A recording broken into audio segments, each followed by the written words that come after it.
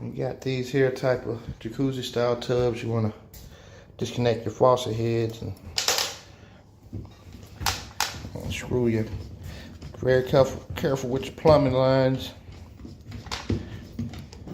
Once we get that all done and loosen those up, then we work our way around to the line itself, so we'll make sure we don't rupture anything.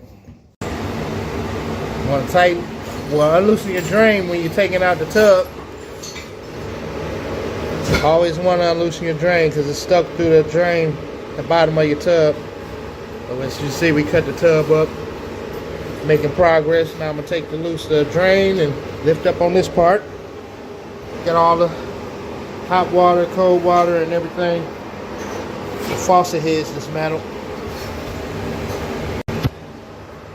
What you want to do is get in there with your drain puller, stick it down in there, turn it counterclockwise, get it to loosen up.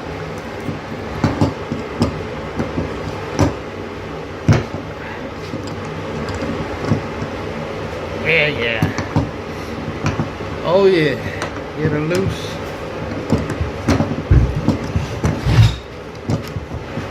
That's how you remove the drain.